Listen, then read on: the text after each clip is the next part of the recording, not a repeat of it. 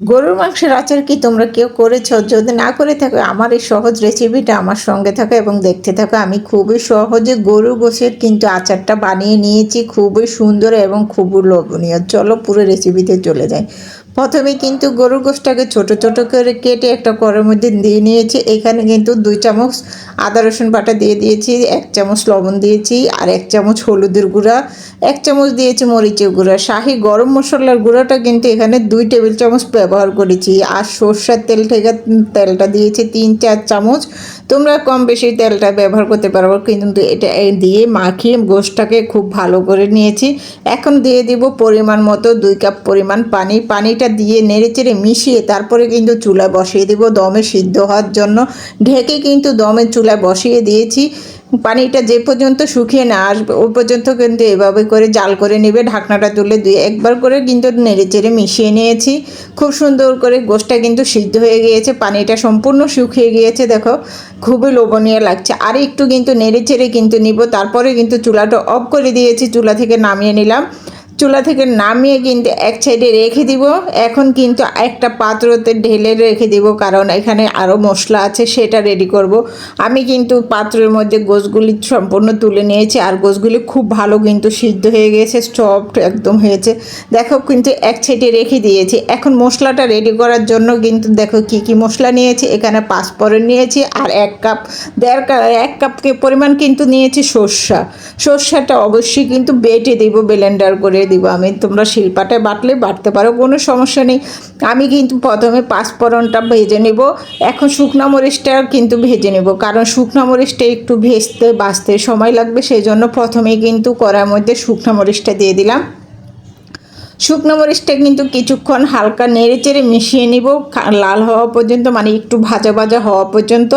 ভাজা হওয়ার পরেই কিন্তু এখন সম্পূর্ণ পাঁচফোড়নটা দিয়ে দিব। এখানে নিয়েছি কিন্তু জিরা, ধনিয়া এবং কালো জিরা, সর্ষা, এসব কিন্তু এভাবে করে নেড়েচেড়ে আচারের মশলাটা যেভাবে ভাজো সেভাবে কিন্তু ভেজে নিবে।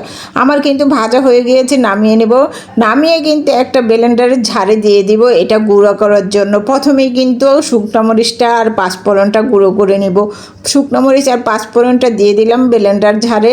দেখো খুব সুন্দর করে গুঁড়ো করে নিয়ে আসছি। এভাবে গুঁড়ো করলে কিন্তু পাঁচফোড়নটা খুব সহজে গুঁড়ো হয়ে যায় এবং খুব ঝটপট হয়ে যায়।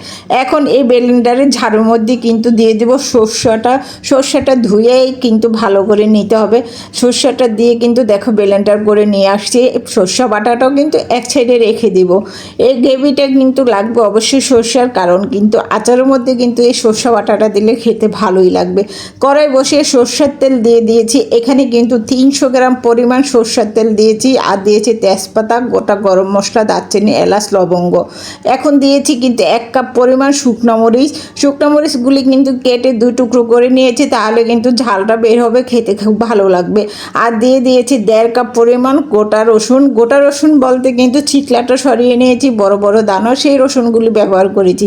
নেড়ে চেড়ে কিছুক্ষণ এভাবে করে ভেজে নেবে। এখন দিয়ে দিলাম 2 টেবিল চামচ কিন্তু আদা রসুন বাটার পরে দিয়ে যে 1 কাপ পরিমাণ সর্ষে বাটা। নেড়ে চেড়ে কিছুক্ষণ এভাবে কিন্তু মিশিয়ে নেব।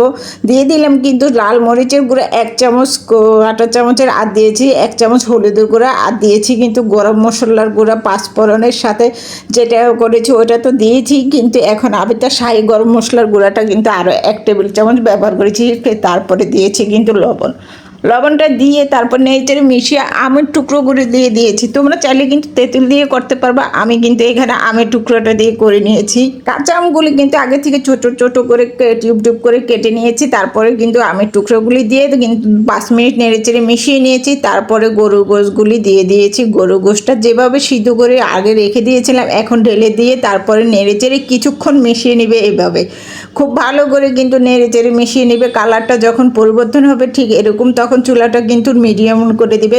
এখন 5 ফোড়নটা দিব। 5 ফোড়নটা কিন্তু টেবিল চামচের 1 চামচ ভরে দিয়ে দিয়েছি। দেখো কতটা সুন্দর লাগছে। 5 ফোড়নটা দিয়ে কিন্তু একটু নেড়েচেড়ে মিশিয়ে নিলাম। খুব ভালো করে নেড়েচেড়ে দেখো মিশিয়ে নিচ্ছি, কিন্তু মিডিয়াম টু লো হয়ে কিন্তু এই রান্নাটা আচারটা বানিয়ে নিতে হবে, নাহলে কিন্তু পুড়ে যাবে। এখন দিয়ে দিব কিন্তু লবণ, লবণটা দিয়েছি স্বাদ মতো, আর কিন্তু দিয়েছি স্বাদটা ব্যালেন্স করার জন্য চিনিটা দিয়েছি কোয়ার্টার চামচের হাফ চামচ। এখন দিয়েছি কোয়ার্টার চামচের 2 চামচ পরিমাণ লেবুর রসটা অবশ্যই দিতে চেষ্টা করবে। চুলাটা অফ করে কিন্তু আচারটা নামিয়ে নিয়েছি, একটা মিশ্রণ বলে বেড়ে দেখাচ্ছি তোমাদেরকে কতটা সুন্দর এবং লোভনীয় হয়েছে। তোমরা চাইলে কিন্তু খুব সহজে এই আচারটা আমের বানিয়ে নিতে পারো গরুর মাংস দিয়ে। গরুর মাংসটা কতটা সফট এবং কতটা স্মন হয়েছে দেখো, খেতে কিন্তু অবশ্যই অনেকটাই মজা। আর এই আচারটা সারা বছর সংগ্রহ করে তোমরা খেতে পারবে, খেতে কিন্তু অনেকটাই লোভনীয় লাগবে। আমি কিন্তু দেখো এটা বয়মে ভরে রেখে দিয়েছি কষ্ট মরিয়ে, কারণ এটা আমার বাসায় কিন্তু দেখলে খেয়ে ফেলবে, সেই জন্য এইভাবে রেখে দিয়েছি। তোমরা চাইলে কিন্তু এভাবে আচারটা বানিয়ে সারা বছর সংগ্রহ করে খেতে পারো। রেসিপিটা যদি আজকে ভালো লেগে থাকে প্লিজ লাইক কমেন্ট ও শেয়ার করে দিবে, অন্যকে দেখার সুযোগ করে দিবে। রেসিপিটা এই পর্যন্ত, আল্লাহ হাফেজ।